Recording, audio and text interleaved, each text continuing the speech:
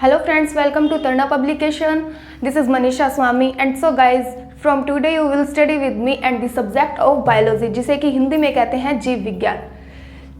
जैसा कि आप सभी को पता है कि अगर हम कोई भी सब्जेक्ट या कोई भी टॉपिक पढ़ते हैं तो उससे पहले हमें उसका बेसिक पता होना चाहिए, क्योंकि अगर हमें उसका बेसिक पता नहीं होगा तो हम उसके आगे के टॉपिक हमें बिल्कुल समझ नहीं आएंगे। इसलिए आज हम पढ़ेंगे जीव विज्ञान के बेसिक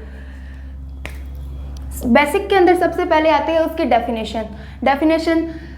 कुछ वर्ड्स ऐसे होते हैं जिसके अर्थ उन्हीं के अंदर छिपे होते हैं। अब हमारे जैसे बायोलॉजी को ही देख लीजिए, तो बायोलॉजी का अर्थ जानने के लिए इसे हम दो पार्ट्स में डिवाइड करते हैं। तो सबसे पहले इसे 2 पार्ट्स में डिवाइड करते हैं, बायो और लॉजी, जिसके अंदर बायो का अर्थ होता है जीव, यानी कि हम इसे सजीव भी कह सकते हैं, और इसमें लॉजी का अर्थ होता है स्टडी करना, यानी कि अध्ययन करना। तो जीव और सजीव का अध्ययन करना ही क्या कहलाता है? जीव विज्ञान। जीव और सजीवों का अध्ययन ही जीव विज्ञान कहलाता है। The study of livings is called biology. अब बात करते हैं इसकी उत्पत्ति की, यानी कि ये कहाँ से उत्पन्न हुई। तो बायोलॉजी की उत्पत्ति हुई ग्रीक भाषा से। जीव विज्ञान ग्रीक भाषा का एक शब्द है। बायोलॉजी ग्रीक भाषा का एक शब्द है। अब बात करते हैं इसको उत्पन्न करने वाले कौन थे, यानी कि बायोलॉजी के जनक कौन थे। तो बायोलॉजी के जनक कहे जाते हैं एक साइंटिस्ट थे जिनका नाम था अरस्तु, जिन्हें कि आप सभी लोग जानते हैं। तो अरस्तु जो थे वो बायोलॉजी के यानी कि जीव विज्ञान के जनक कहे जाते हैं। अब बात करते हैं इसके नामकरण की, यानी कि बायोलॉजी शब्द किसने दिया। सबसे पहले बायोलॉजी नाम का यूज़ किसने किया? तो वो थे दोस्तों 2 साइंटिस्ट, जिनमें से एक का नाम था लेमार्क और दूसरे थे टेरिनवर्स। लेमार्क और टेरिनवर्स ने सबसे पहले 1802 में बायोलॉजी शब्द का प्रयोग किया, यानी कि जीव विज्ञान शब्द का प्रयोग लेमार्क और टेरिनवर्स ने 1802 में सबसे पहले प्रयोग किया। अब बात करते हैं इनके टाइप्स की, जीव विज्ञान के टाइप्स की। तो जीव विज्ञान होती है 2 प्रकार की। 2 टाइप्स ऑफ बायोलॉजी, जिनके नाम हैं बॉटनी और दूसरा है जूलॉजी, यानी कि वनस्पति विज्ञान और जंतु विज्ञान। जूलॉजी यानी कि जंतु विज्ञान।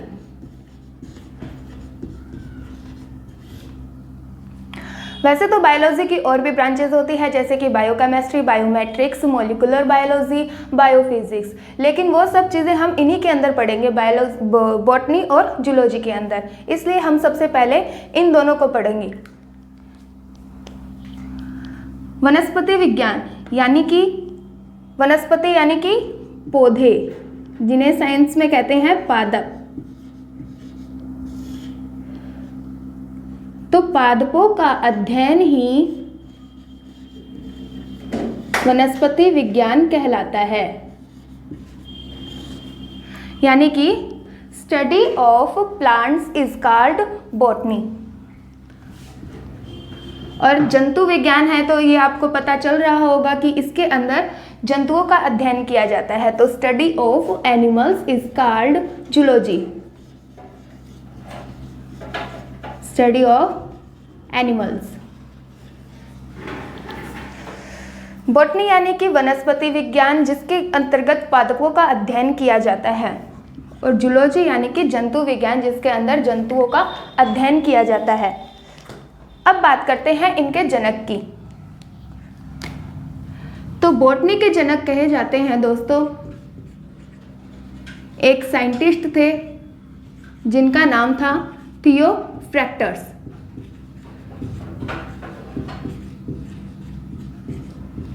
थियोफ्रैक्टस।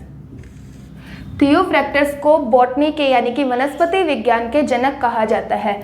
इन्होंने पादपों का अध्ययन करते हुए एक बुक लिखी थी। उस बुक का नाम है हिस्टोरिया प्लांटेरम।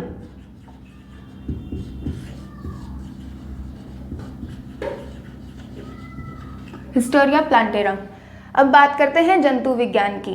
तो जंतु विज्ञान यानी कि स्टडी ऑफ एनिमल, इनके जनक कहे जाते हैं अरस्तु को, जो कि जीव विज्ञान के भी जनक हैं और इन्होंने ही जंतु विज्ञान की खोज की थी। अरस्तु इन्होंने भी जंतुओं का अध्ययन करते हुए एक बुक लिखी। उस बुक का नाम है Historia Animalia. Historia Animalia.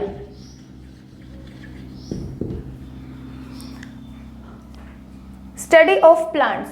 Study of plants के अंदर जिनके जनक थे थियोफ्रैक्टस, और उन्होंने बुक लिखी। उस बुक का नाम था हिस्टोरिया प्लांटेरम। जंतु विज्ञान यानी कि स्टडी ऑफ एनिमल्स, इनके जनक थे अरस्तु, तो इन्होंने बुक लिखी। उसका नाम था हिस्टोरिया एनिमिलिया। अब स्टडी ऑफ प्लांट्स की बुक का नाम था हिस्टोरिया प्लांटेरम और स्टडी ऑफ एनिमल्स की बुक का नाम था हिस्टोरिया एनिमिलिया। अब बात करते हैं हम जंतु विज्ञान की। तो जंतु विज्ञान के अंतर्गत अरस्तु ने कुछ जीवों का अध्ययन करते हुए उनकी संरचनाओं को कुछ नाम दिए थे, तो वो नाम हम अब पढ़ेंगे। सबसे पहले पढ़ते हैं हम जंतु विज्ञान।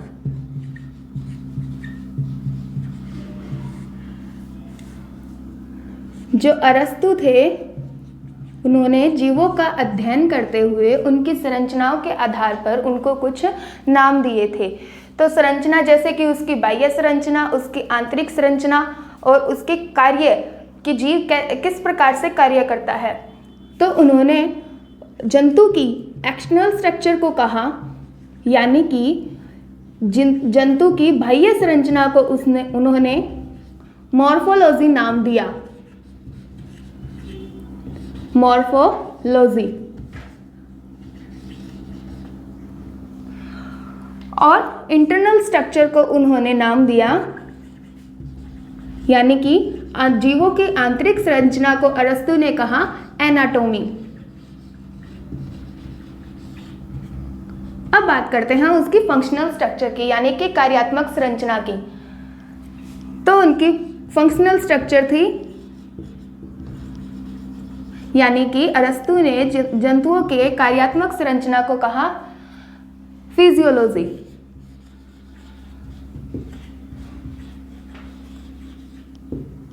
तो जंतुओं की 3 संरचनाओं को उन्होंने नाम दिए।